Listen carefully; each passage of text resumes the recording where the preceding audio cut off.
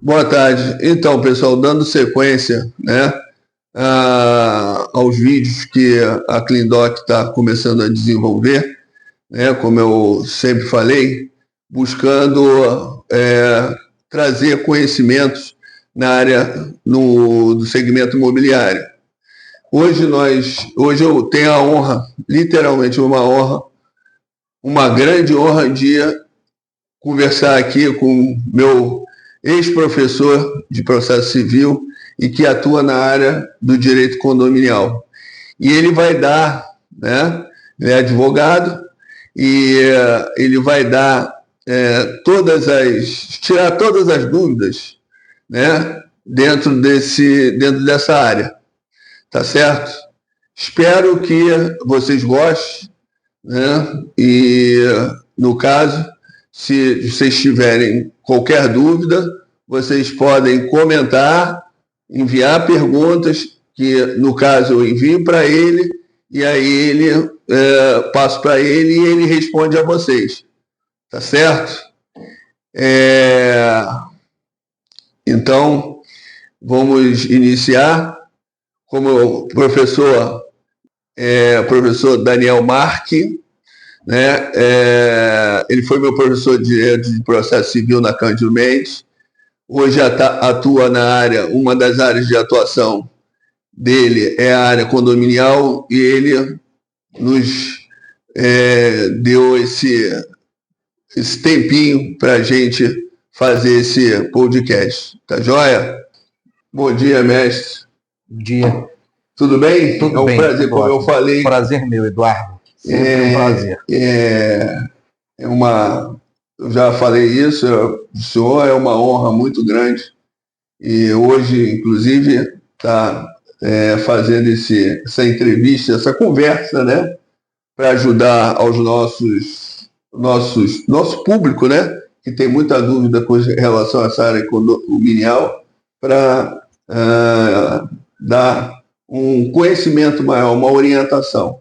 Tá joia? Tá joia. Então eu vou iniciar aqui algumas perguntas. O senhor quer dar uma palavrinha antes? É um prazer receber vocês aqui. É uma área que eu gosto muito de trabalhar. Eu acho que tem muitos assuntos ainda para serem explorados, muitas coisas ainda por estudar e aprender sempre, né? Então, essa visita aqui, as suas perguntas são estimulantes também, para que a gente sempre melhore e busque, né, prestar um serviço cada vez mais eficiente nessa área de direito condominial. Porque é uma área que todo mundo precisa ter conhecimento, né? Porque todo mundo mora em algum condomínio e às vezes a pessoa fica perdida. É uma área que está sempre se desenvolvendo. Exato. Gera muitas dúvidas, é fato, né? E está sempre em desenvolvimento. Tá joia. Vamos lá, mestre. Como é que o senhor entrou na área condominial? Eu entrei na área condominial meio por coincidência. Eu fazia desde muito cedo na faculdade, eu comecei a faculdade em 1997, e eu já fazia estágio em escritório, depois fiz estágio na Defensoria Pública e terminei estagiando no TRE e no escritório modelo da Ordem dos Advogados, da OAB. E quando eu terminei a faculdade, estava exercendo uma advocacia civil clínica geral, né? E por puro acaso, assim, pura coincidência, um amigo, na verdade, do meu pai, que tinha uma administradora de condomínio, estava sem advogado e estava com dificuldade de arranjar alguém da confiança dele que pudesse prestar um serviço tanto para ele quanto para os condomínios aos quais ele indicasse. E aí, numa conversa informal, meu pai disse para ele: olha, meu filho está advogando aí, tá sozinho, enfim, independente, e conversa com ele, vê se, né, dá liga. E a gente conversou, se afinou bastante, e ali eu comecei a conhecer o nicho do direito condominial, porque eu tinha atuado muito pouco na época do estágio, tinha visto muito pouco o direito condominial. E aí eu vi um nicho interessante ali, e a primeira vez que eu me aproximei mais da administradora desse amigo, foi para fazer uma assembleia de condomínio num condomínio muito complicado. Condomínio aqui na zona norte do Rio de Janeiro, num grau de conflito muito grande, E eu consegui ir lá e conduzir a Assembleia em paz, em tranquilidade, dando a palavra a cada um no momento oportuno, né? Assessorando o presidente da Assembleia, na verdade assessorando ele. Ele presidiu a Assembleia, né? E eu fui, dei a orientação devida e transcorreu tudo bem. Ele gostou do meu desempenho lá na Assembleia e a gente acabou fazendo uma parceria profissional que até dura até hoje. Né? Legal. E desde então eu expandi a minha atuação, me consolidei em outras áreas também, mas eu acho que hoje a advocacia condominial é a principal, porque eu gosto muito de servir nessa área, porque eu encontro muitos problemas, né, que eu consigo efetivamente resolver e deixar, sabe, um clima de tranquilidade, um clima de paz, depois da nossa passagem pelo condomínio, que acaba rendendo também parcerias a longo prazo, né?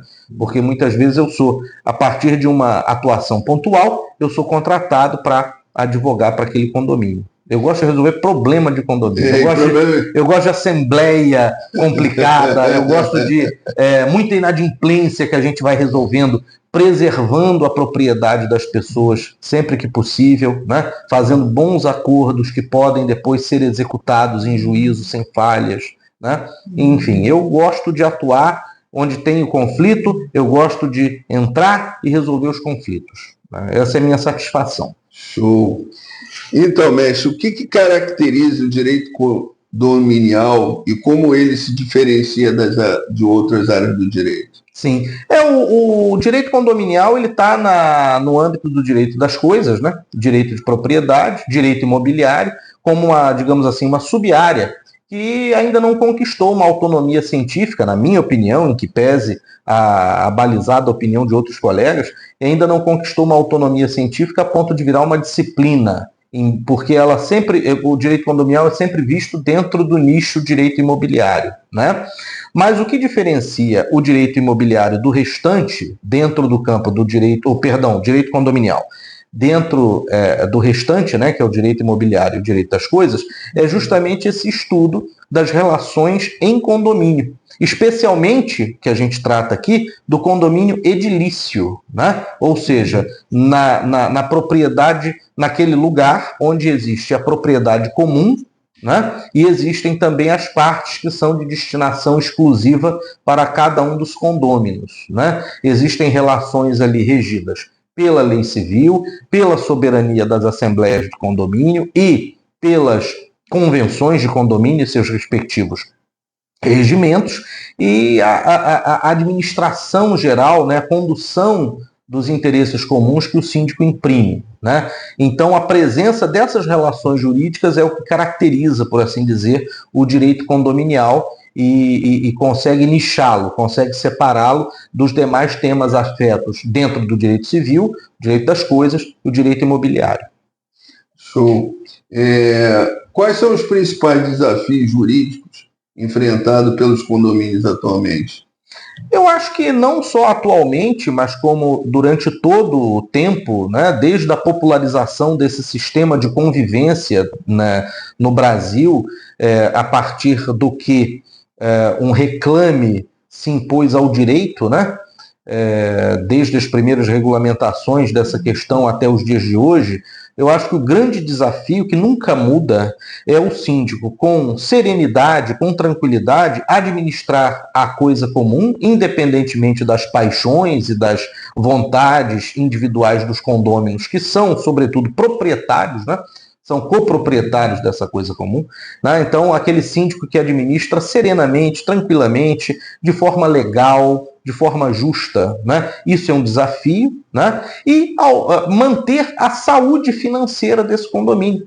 Lembrar que a natureza jurídica do condomínio é rateio de despesas, sobretudo. Né?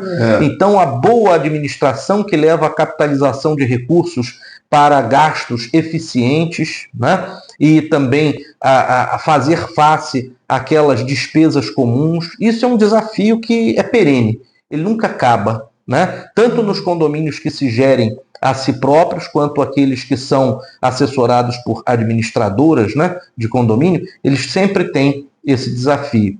Né? Quando tem uma administradora, melhor, porque essa administradora, quando eficiente, ajuda o condomínio e o síndico nessa missão. Quando o condomínio reclama também a presença de um advogado, muito melhor ainda, porque aí o advogado pode dar a assessoria na dimensão jurídica dessa administração, evitando que o condomínio seja processado, por exemplo, por atos ilegais, né? Que nulidades sejam proclamadas com relação às suas decisões assembleares, etc.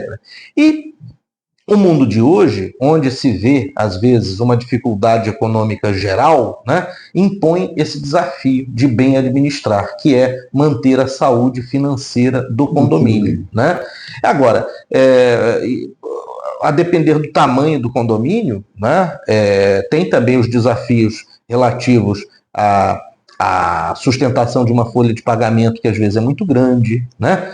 Questão das relações interpessoais, não só entre condôminos, mas também entre o gestor e os seus prestadores de serviço, seus empregados, né? Então, quer dizer, são desafios que estão aí na sociedade e cada vez eles aumentam, né? À medida em que as pessoas, até por comodidade, segurança e até economia, procuram morar em condomínio, né? Exatamente.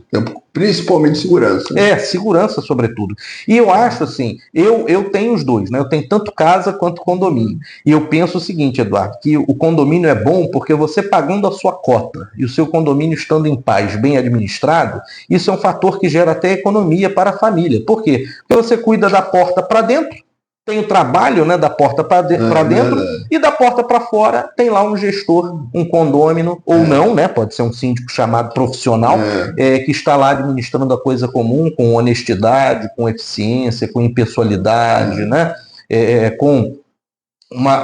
de forma bem orientada. Isso é muito bom. Diminui até o trabalho da pessoa, né? Porque ela cuida da porta para dentro. Agora, casa, você vai ter uma casa. É um trabalho constante. Né? Porta para dentro, porta para fora, por dentro, exatamente. Então, condomínio, apartamento, condomínio edilício, principalmente apartamentos, né? Ele tem essa vantagem, né? É verdade. Como a atuação de um advogado especializado pode evitar conflitos entre condôminos? Bom, isso passa naturalmente pelo assessoramento ao síndico, né? Um síndico bem orientado, um síndico bem assessorado, ele pode dar esse suporte ao condomínio de modo a prevenir os conflitos, né? Não só no âmbito entre condôminos, mas também entre o condomínio, né, o ente formal ou ente despersonalizado, chamem como preferirem, e os prestadores de serviço, por exemplo, né, vamos dizer, análise de um contrato. Análise de um bom contrato, nós temos diversos casos aqui em que os condomínios, né, têm problemas com prestadores de serviços autônomos ou empresas, né? Por quê? Porque às vezes não tem um bom contrato, né, indicando os caminhos a seguir. Né? Às vezes os problemas me chegam de clientes novos, por exemplo, porque esses contratos não foram firmados. E o condomínio está sendo processado. Ou então o serviço foi mal prestado e o profissional deixou o edifício a ver navios, e aí nós temos que processar o profissional para exigir o cumprimento do serviço ou o pagamento de uma indenização. Então, se tivesse ali um advogado, um expert em condomínios, esse contrato provavelmente seria analisado e ele colocaria ali os riscos, né, os caminhos que podiam ser adotados. Então veja que a advocacia condominial não é só conhecer a questão do direito da propriedade, a questão do que o Código Civil estabelece para o condomínio, convenção, assembleia. Não, é um profissional que também precisa estar preparado no âmbito dos contratos, no âmbito trabalhista, né, para lidar com no âmbito trabalhista para lidar com a questão dos empregados. É muito frequente, né, chegarem aqui reclamações trabalhistas de condomínios para os quais a gente presta serviços jurídicos, né? Então nós temos na equipe essa expertise também. Então, quer dizer, prevenir o conflito não é só, né, ter uma boa relação entre os condôminos, mas está incluído, né? Por quê? Porque havendo um conflito, o advogado condominialista, especialista, ele muitas vezes vai poder orientar o síndico na forma de mediar este conflito, né? Onde ele vai servir como mediador de fato. Por quê? Porque tem essa coisa da propriedade comum que acaba esbarrando em algumas interferências, digamos assim, na vida de um vizinho com relação à vida de outro. Um barulho a mais, né? Uma festinha em que algum vizinho se exceda, né? A questão de animais, a questão vai falando exatamente, a questão até do cigarro na sacada, né? Como é que a gente faz para a fumaça está vindo aqui no meu apartamento, a fumaça é do vizinho. Né? Então, às vezes, ter um profissional assessorando o síndico, que é o grande gestor, o grande responsável pelo ente chamado condomínio, favorece, porque esse advogado vai poder orientá-lo quando ele tiver que agir como um mediador, ou mesmo o próprio advogado agir como mediador, né, no lugar dele, que às vezes o síndico é vizinho, e aí ele não quer se indispor. É lógico que todo síndico ele vai ter um pouco do chamado telhado de vidro, né? Eu vou até aproveitar, até para o senhor, não sei se é uma conclusão, mas quais são os limites legais da atuação de um síndico? Sim. Bom, seguir, né, rigorosamente o que rege a Assembleia, a Convenção de Condomínio. A Convenção de Condomínio dá um norte, né, para esse síndico. Se ele não exceder aos ditames da Convenção e o que diz também o regimento interno respectivo e a própria lei, né, ele já está seguro com relação a como agir no seu período, na sua administração, na sua sindicatura. Agora, as regras comuns da experiência também se aplicam nesse caso, né? Saber a melhor atitude a tomar no momento certo é importante.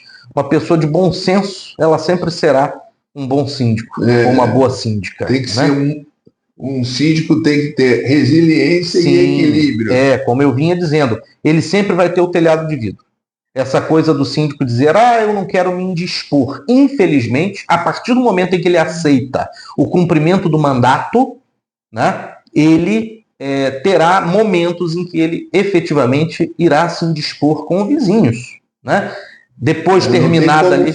Não tem como fugir. Depois de terminada ali o período dele, de administração, de sindicatura, ele é o vizinho. Ele é o vizinho que encontra no elevador, é o vizinho que encontra na garagem, aquele que está chegando com compras na portaria, o outro vizinho vai lá e segura a porta para ele poder entrar. Então, quer dizer, quando ele age bem, quando ele age assessorado, quando ele age dentro dos ditames da convenção, das decisões assembleares, do que diz a lei, né, ele pode até se indispor ali naquele primeiro momento, mas ninguém pode apontar e dizer que ele cometeu irregularidades, que ele cometeu excessos, né? O que é muito importante, porque senão ele pode, né, ser pessoalmente responsabilizado por esses excessos, por essas ilegalidades.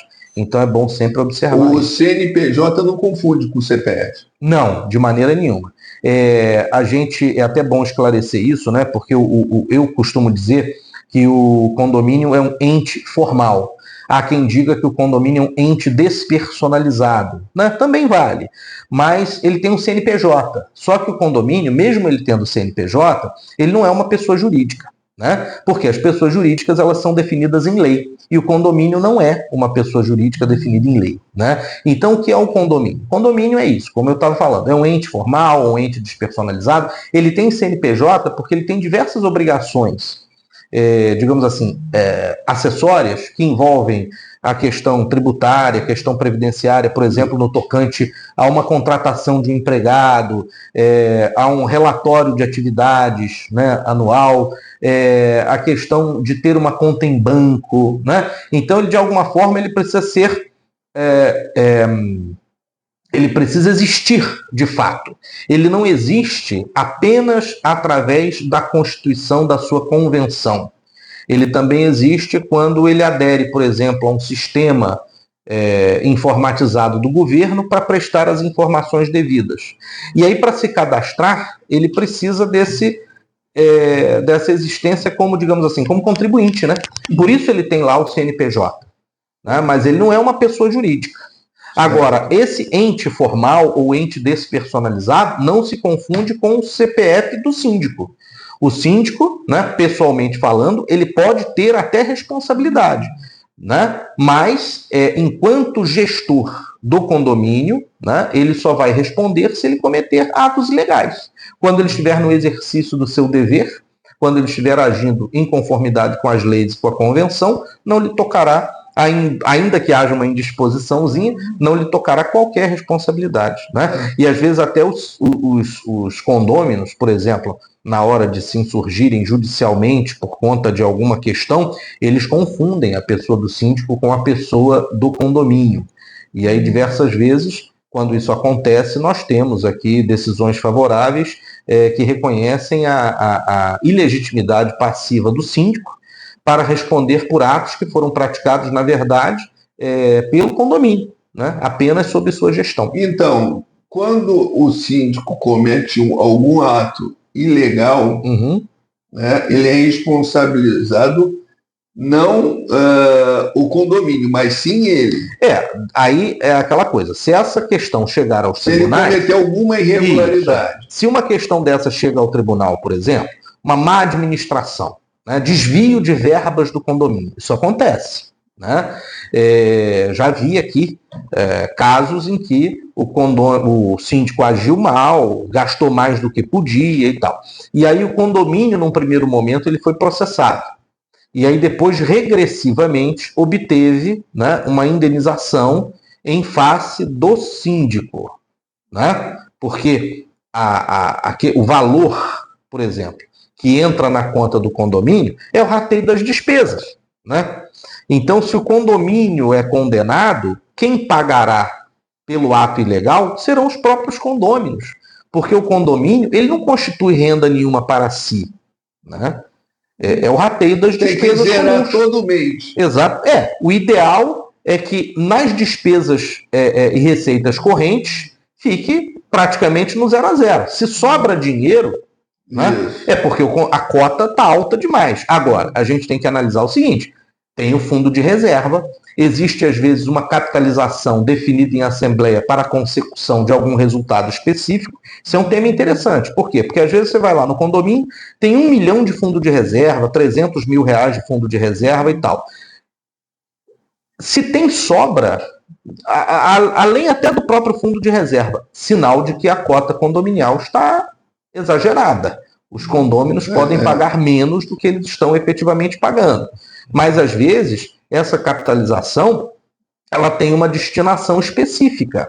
Ela pode ser para a realização, por exemplo, de uma obra que já esteja planejada, né? De uma benfeitoria voluptuária, né? E aí é justo você ter uma grande poupança. Agora, por exemplo, está na moda. É muito frequente os condomínios quererem instalar placas solares, placas voltaicas, né?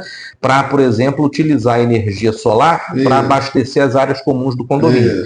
É caro, é um serviço caro, né? Então, às vezes, o condomínio precisa capitalizar para isso. E aí vai reunir as receitas primeiro para gastar depois. Então, é natural que tenha essa sobra. Essa sobra vai para poupança ou para uma aplicação. Aí, cada assembleia ou cada condomínio, né, vai definir a melhor forma de atingir esse resultado, né? Mas tem essa questão da racionalidade, né? O condomínio ele é rateio de despesas, não é para auferir vantagens e fazer poupanças, a não ser que tenha um objetivo específico. Certo. Os condôminos podem destituir o síndico?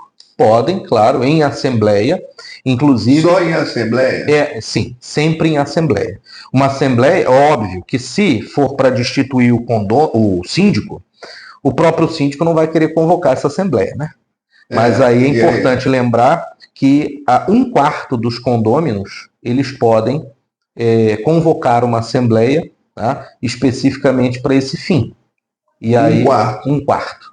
1/4 dos condôminos podem convocar qualquer assembleia, inclusive para destituir o síndico. Tá. Quais são os direitos e deveres do condomínio na cobrança dos inadimplentes? Ok, vamos lá. Primeiro, nada de cobrança vexatória. Né? aos síndicos que estiverem nos assistindo agora, pelo amor de Deus, nada de papel afixado na portaria com a lista das unidades inadimplentes, né? São casos que a gente vai reunindo assim ao longo do tempo que daria um livro. São casos anedóticos, né? A síndica ligou para mim, doutor Daniel, eu coloquei a lista daqueles inadimplentes na portaria. Disse, pelo amor de Deus, a senhora não faça isso, vai lá tirar imediatamente. Mas nesse período em que ela foi lá tirar, alguém já passou, tirou foto, aí acabou. Danos morais sobre o condomínio, né? E aí todo mundo tem que pagar e depois pode exercer ação de regresso contra a síndica porque ela que provocou o gasto desnecessário. Agora, tem que lembrar que o condomínio bem organizado também tem seguro de responsabilidade civil, né? Então é importante que tenha, né? Porque aí o síndico fica bem guarnecido com relação à sua atuação. Mas vamos lá. Mas é obrigatório? É, obrigatório. Obrigatório o seguro da edificação, na verdade. Não, o seguro a questão da responsabilidade civil, não é obrigatório, mas é muito conveniente. É bom deixar bem esclarecido aí. É muito seguro da edificação é obrigatório.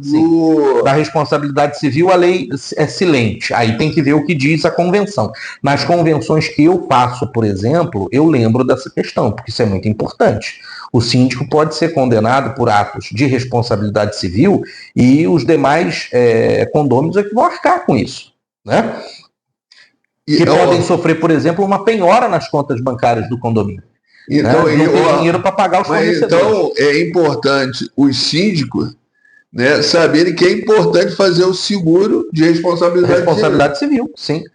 Seguro não só da edificação, que é obrigatório. Não, é obrigatório. Mas a da edificação, tudo é obrigatório. Mas a responsabilidade civil... geralmente as seguradoras vendem esse combo, né? Mas aí ele tem que levar para a Assembleia para ser aprovada. A depender das disposições convencionais, né? A gente não pode nunca cravar o que é, porque, por exemplo, às vezes algumas convenções permitem... O síndico é um gestor, né? O gestor, ele tem um mandato que ele exerce ad referendum de uma Assembleia. Então não dá para ficar consultando a Assembleia a todo momento. É contraproducente, né? Você retarda indevidamente as providências que o síndico normalmente teria que tomar. Então, geralmente as convenções, assim, as bem elaboradas, elas prevêem que gastos de até um certo valor o síndico pode determinar sem consulta à Assembleia. De um certo valor até um limite, pode ser pode consultar apenas o conselho, por exemplo, ad referendo mais tarde, né, numa prestação de contas, a Assembleia.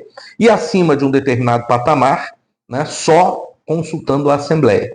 Então ele tem uma liberdade de atos de gestão, é importante para ele não ter que ficar sendo tutelado todo dia pela Assembleia, que já teve o trabalho de elegê-lo. Liberdade de gestão. Isso, né? Mas senão com limite. Senão ele não tem, senão ele não é gestor, senão ele não detém o mandato. Né? Mas falando da questão do seguro, né? Então, se tiver, por exemplo, dentro desse limite, ele pode contratar. É uma coisa que não favorece. Precisa ele... Não, necessariamente. Não. Até para a proteção dele. Né? Uhum.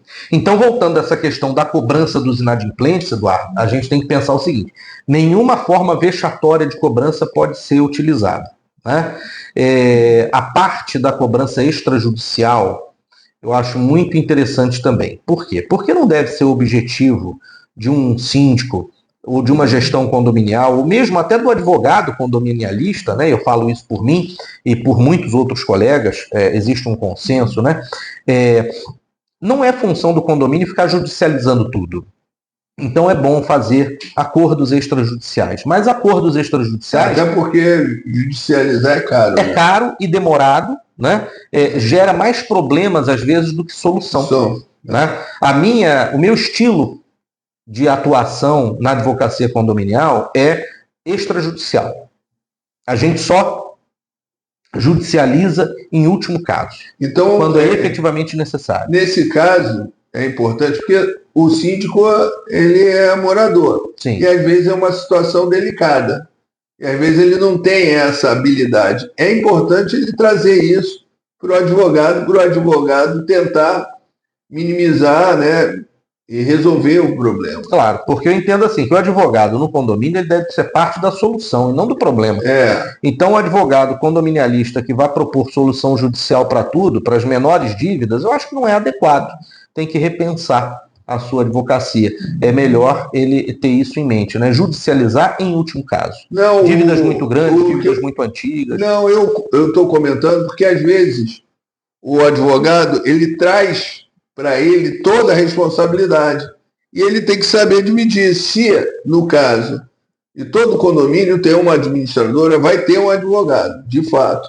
Ele levar para o advogado, né? Levar para a administradora que vai ter o advogado ou vai ter, como no seu caso, né? O senhor que passa para o senhor vai tentar resolver um problema. Sempre mediar, através de um acordo bem feito, bem estabelecido, legal, né?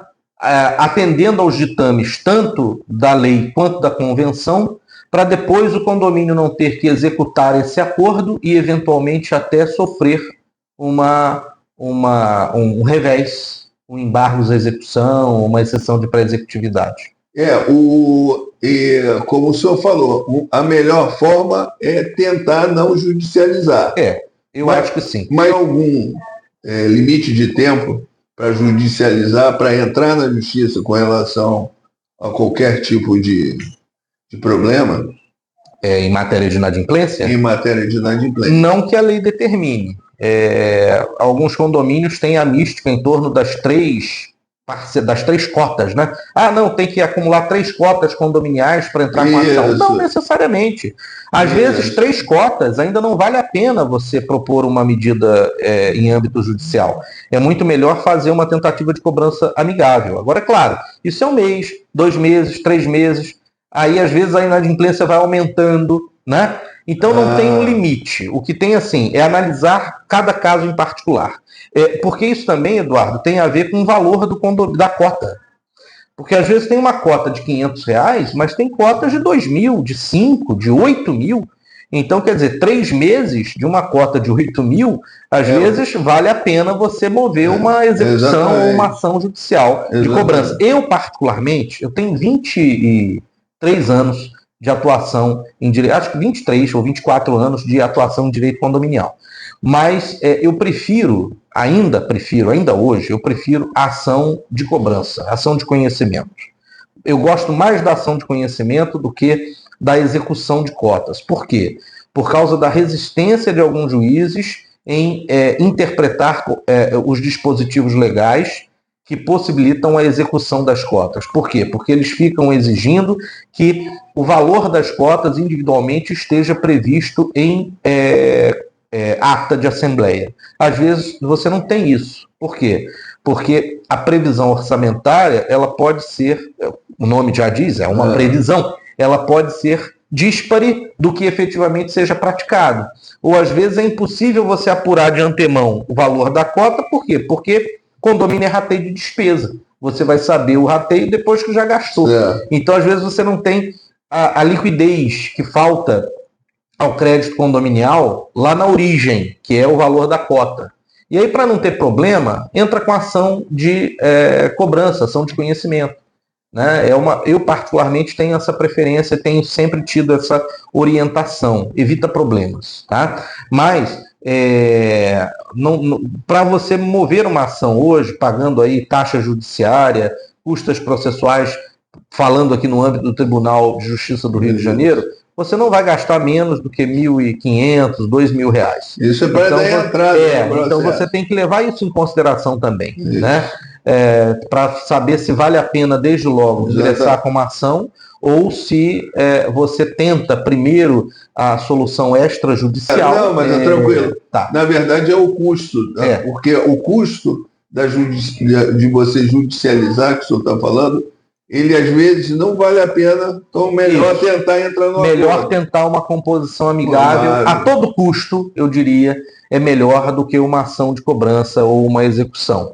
Aí, passou esse momento, a pessoa quer fazer um acordo, tira juros, tira multa? Não. O síndico jamais deve por sua livre determinação, tirar. Até eu acho particularmente que é uma injustiça com quem paga em dia, né, em que pese todas as dificuldades, que possam levar uma pessoa a dever as cotas condominiais, mas a gente tem que pensar o seguinte: quando um não paga, o outro pagou por ele. Isso, Eduardo, é fatal, né? Isso é claro. Quando você não paga a cota condominial, o seu vizinho pagou por você. Ah, mas eu estou em dificuldade. Toda dificuldade é superável, toda questão dá para resolver. Agora, tirar multas e juros, não. A não ser que a Assembleia aprove, né? Por exemplo, eu já tive aqui recentemente até um caso em que a dívida estava perto de 100 mil e o condômino recebeu um valor, queria quitar 80 mil à vista. O síndico, é bom. Não, mas peraí, vamos consultar a Assembleia. Consultou a Assembleia autorizou? É soberana. A Assembleia pode negociar. Sim, exatamente. Ela aprovou, na verdade, né? Nós encaminhamos esse acordo ad referendum da Assembleia, chegou lá, a Assembleia aprovou, porque foi interessante, com esses 80 mil, o condomínio fez muita coisa que estava atrasada, né? Mas o síndico jamais pode tirar esses valores por autodeterminação, porque ele pode ser responsabilizado por isso. Certo. Em relação à diferença entre convenção condominial e regimento interno. Então, tem muita gente que confunde. Se a gente trouxer aqui para a nossa tecnicalidade do direito, né, em geral, você tem uma lei que dependa de regulamentação, digamos, uma lei ordinária federal, uma lei complementar que dependa de uma regulamentação. A convenção vai ser essa lei ordinária ou essa lei complementar. O regimento vai ser a regulamentação. Muitas vezes o regimento interno ele vai descer a detalhes que a convenção não trata. Por exemplo, a convenção vai dizer que tem uma portaria. Qual é a hora de funcionamento da portaria? Geralmente é o regimento que vai dizer, né? Então, pelo que o senhor está falando, a convenção ela é um processo de normatização elaborada pelos condôminos. E no caso do regimento interno, tem a questão que é uma normatização feita pelo legislativo. Mais ou menos dentro desse sentido. Na realidade, assim, nem sempre pelos condôminos, porque às vezes os novos empreendimentos eles têm a convenção outorgada pela construtora, que no momento lá da entrega das unidades, ela é dona, né, da universalidade, muitas vezes, dessas unidades. Aí, então, ele, como proprietário de mais de 2/3, né, ele pode aprovar o que ele quiser. Ele vai lá, né, e determina, olha, a convenção é essa aqui. Às vezes é uma convenção que você olha, é o padrão. A construtora entrega essa convenção para todos os seus edifícios, todos os seus empreendimentos. Às vezes o condomínio vê que no dia a dia ele precisa de outras coisas, de outras questões que não estavam previstas ali.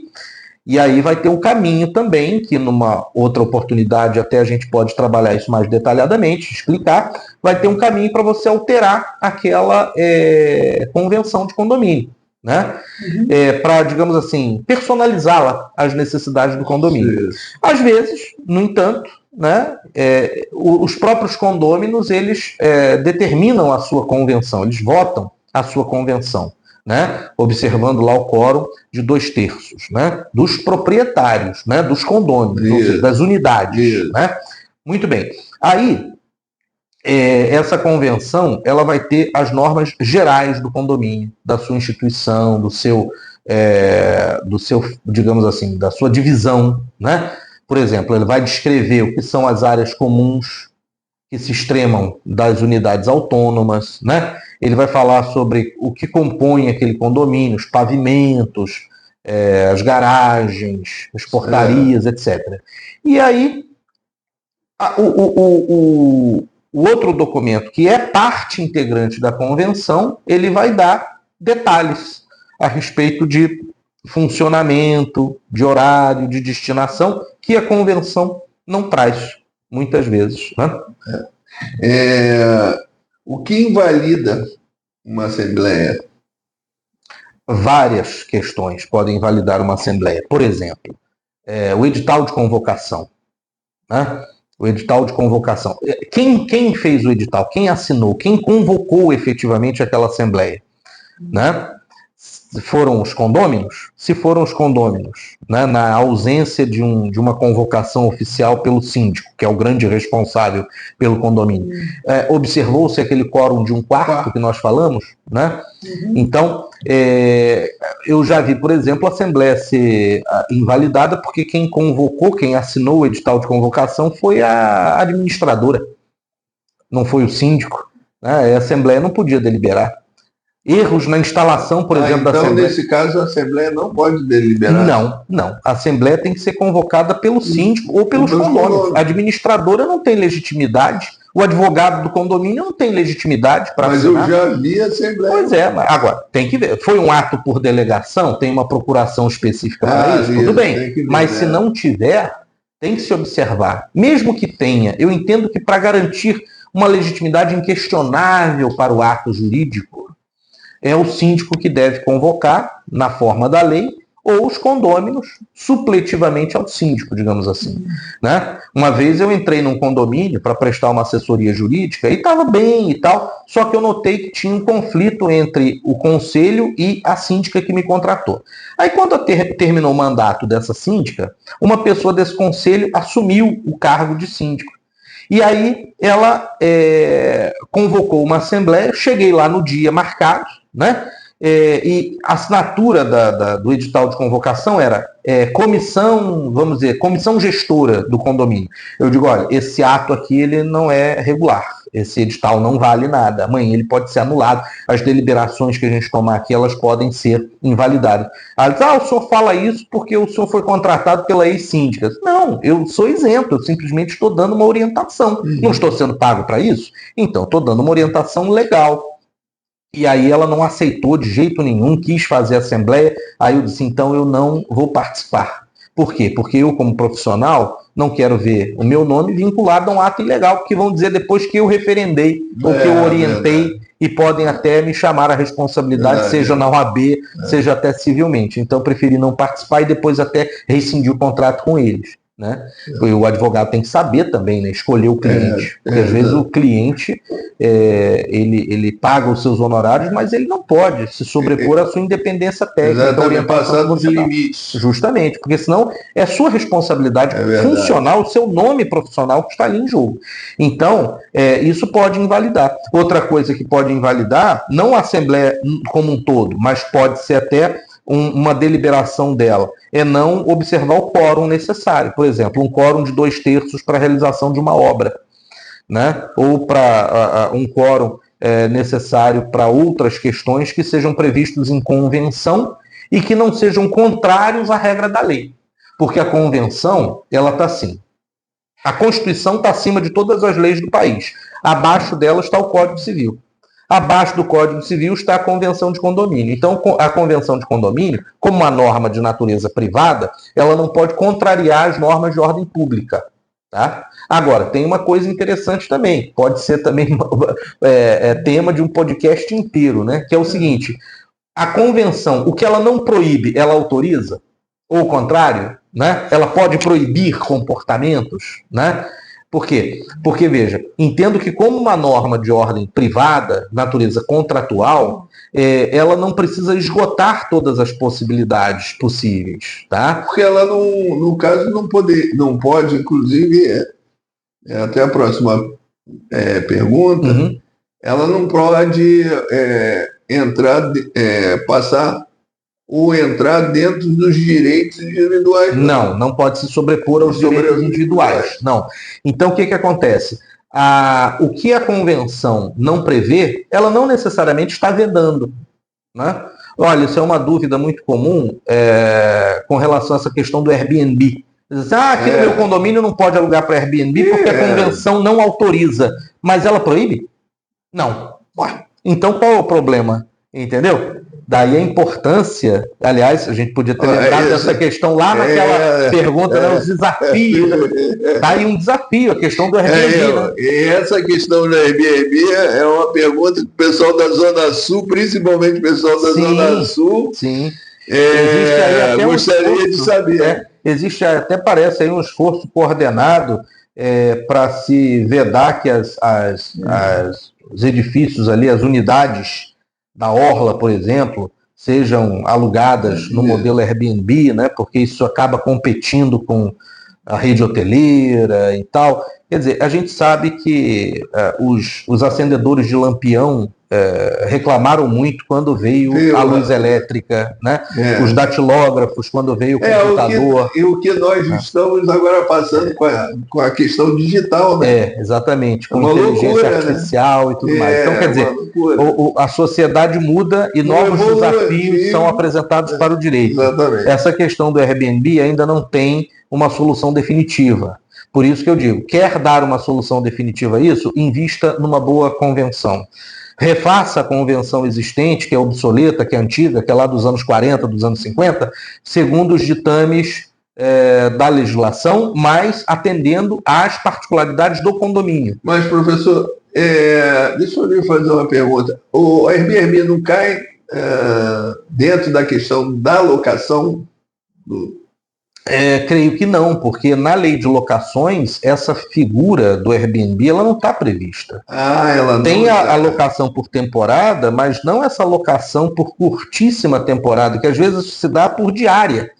Não, porque já me fizeram esse questionamento, uma vez perguntando, eu estou alugando. O Airbnb eu estou alugando uma pessoa, né? Então é bom até enfatizar isso. A questão do Airbnb não está correlacionada à lei de locação. Não tem, esse modelo não é previsto porque o contrato, rigorosamente na lei de locação. Porque o contrato de Airbnb tem um modelo. É um intermediador, tem lá uma plataforma. Né?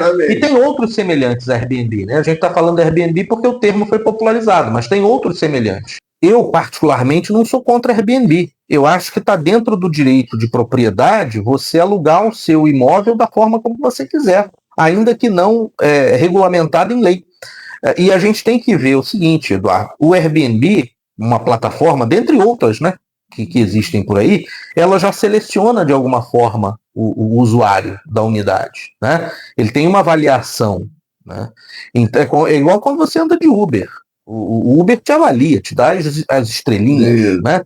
E tanto o host, né, o anfitrião, quanto o hóspede, eles são avaliados também nessas plataformas. Então você já tem um filtro. Então não quer dizer que vai entrar qualquer pessoa no condomínio. Não, vai entrar uma pessoa que é rastreável, que tem uma ligação com uma plataforma. Então, se houver algum problema, em última análise, inclusive, quem vai ser responsabilizado é o condomínio, né? O que quer que o hóspede tenha feito no condomínio. Então, acho que tem que buscar um meio termo, uma forma que seja segura para os condomínios, mas não vedar por vedar. Porque eu acho que quem compra uma unidade, eu tenho visto muito isso, condomínios que até já passam assessoramento jurídico, pessoas que compram a unidade apenas com o objetivo de colocar essas plataformas de aluguel de curtíssima temporada. E aí você vai, de uma hora para outra, invalidar esse direito, né? Limitar o direito de propriedade por conveniência do condomínio? Não. Eu acho que a gente pode sempre chegar num ponto de equilíbrio. Né? Certo. Com relação a síndico profissional, em relação que tem muitos condomínios que tem um síndico profissional. Eu gostaria que o senhor falasse um pouquinho sobre isso. Eu tenho dito, né, que essa figura do síndico profissional ela ainda não existe. Né? Ela não é bom prestarem atenção sobre essa questão. Hein? Nada contra o síndico profissional, pelo contrário, trabalho com vários deles, mas assim, não existe na lei. Né? A lei ainda não chegou lá, né, no síndico profissional. O que é o síndico profissional? A Assembleia, diz a lei, que a Assembleia precisa escolher o síndico. Né? Tem gente que confunde escolher com eleger. Não, são coisas distintas. Né? O modo por que se tomam as decisões da Assembleia, tradicionalmente, é o quê? Votação. Né? Vence a maioria ou vence aquela tendência de alcançar o quórum determinado em lei ou na própria convenção. Tá? Mas, na hora de escolher o síndico, a própria Assembleia Soberana, para dizer, olha, a gente abre mão de um síndico morador, um síndico residente, né? E escolhe um profissional. desde que a própria convenção não vede esse modo de administrar a coisa comum. E é perfeitamente legal. Né? Existe um mercado hoje que está se desenvolvendo francamente dos síndicos profissionais. Por quê? Porque tem lugar mesmo que o morador não quer. Mas tem que formalizar em assembleia, conjuntamente com uma formalização também de responsabilidade em relação ao profissional. Né? O que a gente vê acontecer na prática? A assembleia, quando o síndico profissional vai lá apresentar seu serviço, se ele não estiver concorrendo com nenhum morador, por exemplo, né, é porque ele já foi indicado, a Assembleia está atendendo a essa escolha, né? E o que é bom fazer? Faz uma votação simbólica para escolher aquele síndico profissional. Né? Eventualmente, se houver concorrência, faça a votação democraticamente, né? E ganhará quem tiver que ganhar. Agora, desde que a convenção não vede um síndico não morador. Mas se a convenção vedar? Aí o condomínio internamente e politicamente tem que discutir a alteração da sua norma de regência maior, que é a convenção, abaixo do Código Civil, abaixo da Constituição. É a convenção de condomínio. E aí eles vão lá e vão escolher. A gente quer manter essa restrição? Não. Por 2/3 no quórum, a gente muda a convenção e admite a possibilidade do síndico não morador, o síndico profissional. Né? O síndico profissional pode ser uma grande solução para o condomínio. E ainda que ele seja eleito pelo processo de escolha da convenção, é importante que ele tenha um contrato. Um contrato de prestação de serviço. É isso que eu vou um contrato de prestação. Para saber como se darão esse. Eu tenho até condomínios para os quais eu fiz a convenção e coloquei nessa convenção, no caso do condomínio escolher o modelo de síndico profissional, deixei essa possibilidade, o regime de trabalho do síndico profissional, por exemplo, o mínimo de plantões ou idas do condomínio que ele precisa dar, né, que ele precisa, como ele precisa fazer, estar ao dispor do condomínio, né, porque também não adianta ser síndico profissional e nunca aparecer no condomínio. Não, tem que estar lá, tem que ser inteirado das questões. Né? E esse profissional, ele pode, se depois requerer alguma coisa na Justiça do Trabalho? Daí a importância do contrato. Se ele tiver um contrato, se comprovar esse processo de escolha do síndico profissional, entendo que não haverá vínculo trabalhista, porque ele é um prestador de serviço que ele não poderá... Isso é importantíssimo. Muito importante. Mas chegamos naquela pergunta com relação às questões de conflito, né? Entre vizinhos, que envolvem barulho, fumaça, né, e um mau uso das áreas comuns. O que fazer? Bom, a convenção muitas vezes não dá essa solução, a lei tampouco. O que eu posso falar para você? É que dentro dos anos que eu já trabalhei para condomínio, né, a busca da consensualidade, a busca do diálogo é sempre muito importante. Né? Toda pessoa que mora em propriedade, em condomínio, né, tem que saber que é aquela velha e clássica e batida frase, mas que a gente não pode cansar de ter isso em mente. Meu direito termina quando começa o do meu vizinho, do meu próximo. Né? Então, a pessoa precisa se conscientizar disso. Antigamente, os romanos diziam, né? O condomínio é a mãe da discórdia. Então, vamos buscar um ambiente em que não tem essa pecha, né, sobre a propriedade comum. Vamos estabelecer uma convivência pacífica, uma convivência fraterna, uma convivência adequada entre todas as pessoas. Tem conflito. Síndico, principalmente, síndico em primeiro lugar, ele vai ser chamado a atuar nessa questão. Se esse conflito exorbitar das possibilidades da consensualidade, da resolução consensual, aí, infelizmente, tem que entrar em cena um jurídico, né, um advogado especialista para orientar soluções. Eu recentemente vi uma decisão judicial, salvo engano, de São Paulo, em que um juiz indeferiu um pedido de um condômino, né, buscou lá contra um vizinho uma indenização, uma obrigação qualquer assim, porque ele fumava na varanda e a fumaça entrava no apartamento do vizinho. O vizinho se sentiu incomodado, processou o vizinho, né, o fumante. E aí a sentença indeferiu o pedido dito. Ele diz assim, olha, isso é normal. Condomínio, isso pode ser esperado, isso pode acontecer. Se ele não quer isso, não mora em condomínio, mora isolado. Né? Então, se chega a esse grau de conflito, né, a ponto de uma pessoa procurar justiça para tentar conformar o comportamento do vizinho, realmente alguma coisa está muito errada. Pode ser feito algo para prevenir isso. Né? Tem que ser uma coisa muito bem administrada pelo síndico, ver se os dois chegam, faz uma arbitragem. Possível. Haverá casos em que isso não será alcançado, o conflito permanecerá, né, e isso vai acabar desaguando no Poder Judiciário. Vou citar um caso emblemático aqui. Temos um condomínio em que uma das vizinhas, que tinha sido inclusive uma ex-síndica, levava o cachorro para passear na garagem e fazer necessidade nas áreas comuns. Ela alegava, mas eu limpo. Limpa, mas não limpa, porque o cachorro faz, né, o número 2 lá. Né? Se tiver a consistência meio pastosa, fica no chão. Aí quem tinha que limpar, e o número 1 também, porque entranha no cimento e tal. Quem tinha que limpar era o empregado do condomínio. E mesmo assim, passou 1, 2 horas, já teve incômodo suficiente, né, por aquilo ali. Eu, por muitas vezes, recomendei ao condomínio, faça uma ação de obrigação de não fazer em face dessa condômina. Ela só melhorou o comportamento quando foi acionada em juízo. Mas não tem uma questão, uma lei dos animais com relação a essa questão que você não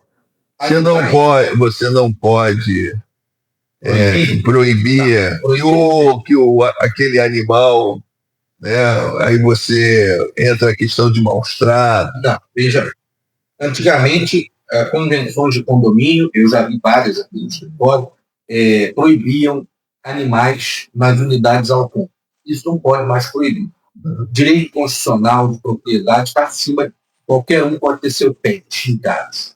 Agora, mas quando, por exemplo, em vila, né? Em vila, que o condômino, ele pega o cachorro dele, né? Solta o cachorro dele na área comum, né? Acontece muito isso. Vila bem carioca, né? Vila é uma questão. É interessante pelo seguinte, porque é um condomínio pacto, mas ali não tem norma de regência, não tem convenção, não tem síndico, não tem nada. Nada. Né? Às vezes cuida de um pedaço, então informalmente. Mas se tiver uma convenção.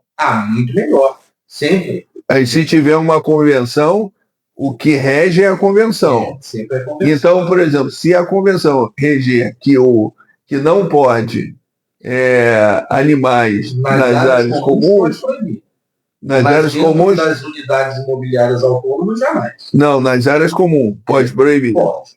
Não tem problema nenhum. Não, problema nenhum. Inclusive nos edifícios, né, nos condomínios edilícios, normais, assim, mais comuns, os prédios, você vai permanecer com o animal na área comum.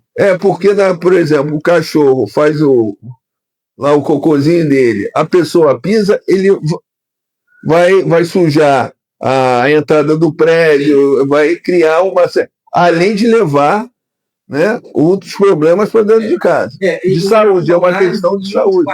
Vai aumentar a despesa. Não pode proibir ter no imóvel.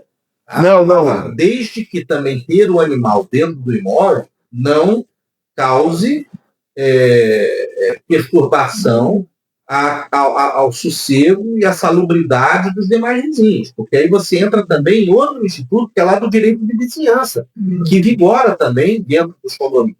Né? Então, é aquela coisa. É uma expressão batida? Mas é o bom senso. Né? Você pode ter 20 animais dentro de uma unidade imobiliária de condomínio, um apartamento. Eu não tenho essa resposta para você. Tá? Se você olhar pelo lado do direito da propriedade, você diz, posso ter até 50, posso ter 100. Agora, isso perturba o outro vizinho? Não sei.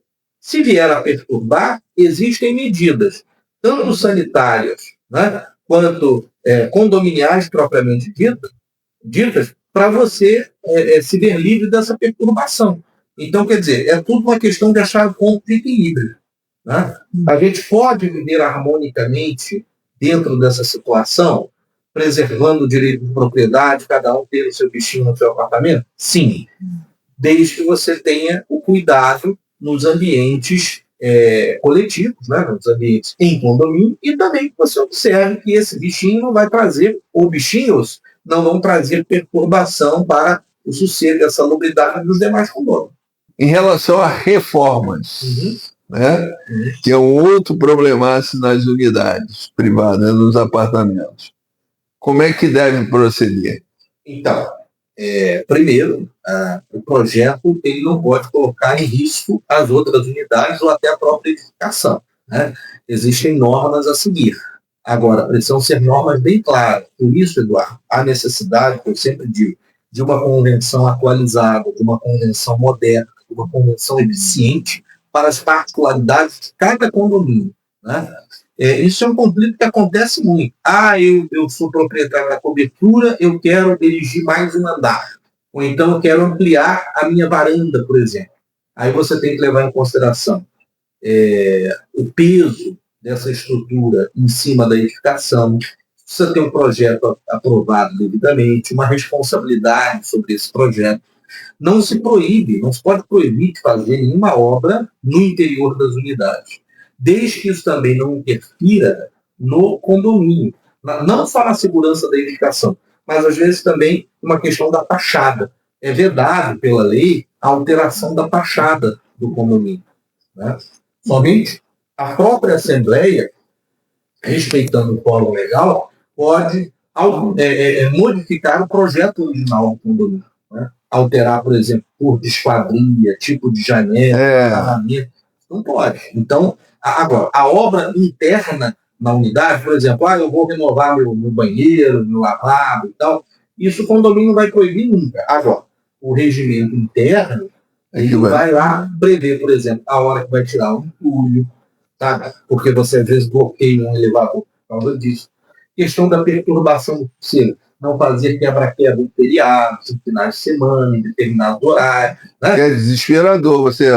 Hoje em dia, com home office, você trabalhando lá, um está trabalhando lá, o outro está quebrando na tua cabeça. Não, isso deve ser levado em consideração. O condomínio não vai proibir ninguém de fazer obra na sua unidade, mas ele pode o quê? Regulamentar o proceder.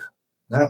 Questão das pessoas que vão entrar no condomínio. Você vai receber profissionais lá na sua casa, pedreiros, eletricistas, bombeiros hidráulicos e tal. Se for, por exemplo, um pedreiro que vai todo dia, o condomínio pode eventualmente exigir um cadastro, uma portaria, deixar o nome, uma coisa assim, ou uma autorização da pessoa, né? Para ele não entrar lá, porque às vezes assim, a unidade está vazia, chega um pedreiro, eu tenho uma chave, vou lá na unidade para fazer a obra. Não é assim. Você tem que avisar antes a portaria, o síndico, para saber quem é aquela pessoa, o que ela vai fazer lá na sua unidade, né? Então, a obra em si não pode ser limitada, mas as regras para que essa obra aconteça, né, podem ser definidas. Né? Certo. O senhor estava falando de atualizar as convenções, criar convenções modernas, né? Sim. Que sejam úteis. Que tipo de cláusulas hoje, se eu posso passar assim, por exemplo, cláusulas contratuais que o senhor recomendaria? Então, a questão do Airbnb é uma. Né? É um tema que pode ter uma convenção moderna e atualizada. Outra coisa, por exemplo, carro elétrico. Os carros elétricos de hoje, né? Como que tem certos empreendimentos que estão destinando vagas para carros elétricos, porque estão se instalando, né? Empreendimentos novos, de ponta, né? Estão se instalando vagas especiais para... Eu já fiz até convenção de alguns deles aqui. Estão destinando vagas para automóveis elétricos. E nos antigos? Os antigos, essa realidade vai chegar para já. Já chegou. Né? Então tem que a convenção... O carro, moto, bicicleta. A convenção tem que ser atualizada nesse sentido. Como que vai fazer a instalação? Quem vai arcar com isso? Vai puxar a tomada do relógio da unidade vai ser da área comum. Se todo mundo tiver amanhã carro elétrico, isso vai entrar no rateio da energia do condomínio. Exatamente. E porque tem gente que é uma questão inexorável. Então, ou seja, vai ter que ter um relógio para cada vaga. Não sei, a gente vai ter que decidir. Tem que arranjar uma conveniência do condomínio, né? Então são coisas que já estão. Outra coisa que eu queria falar também é a Assembleia Virtual. Se a convenção não veda, leis aprovadas na época da pandemia autorizaram, né, e estão ainda em vigor. A questão da Assembleia Virtual pode ser feita, desde que não haja vedação. Né? A Assembleia telepresencial ou não presencial, ela pode ser feita. Então é algo que pode constar também. A regulamentação disso pode constar na convenção em detalhes, para que não cerceie o direito de ninguém participar. A gente está indo para o final, mestre. Em sua visão, qual é o maior erro que os condôminos cometem ao lidar com as questões jurídicas? Olha, não sei se eu consigo te falar do maior erro, porque, assim, quem não conhece não pode ser acusado de errar. Então, talvez o maior erro seja não confiar num profissional capacitado para orientar o condomínio nessas questões jurídicas. Né? Um advogado especialista em condomínio, ele não deve ser visto como um gasto, ele deve ser visto como um investimento interessante. Por quê? Porque ele vai garantir a tranquilidade do condomínio. Ele vai garantir que o condomínio esteja bem assessorado, que o síndico possa tomar decisões assertivas, devidamente informadas, seguras, que amanhã não resultarão em prejuízos, por exemplo, para ele mesmo e para os comunheiros, né? Ou condôminos. Tá certo. Foi uma honra de participar com esse podcast com o senhor.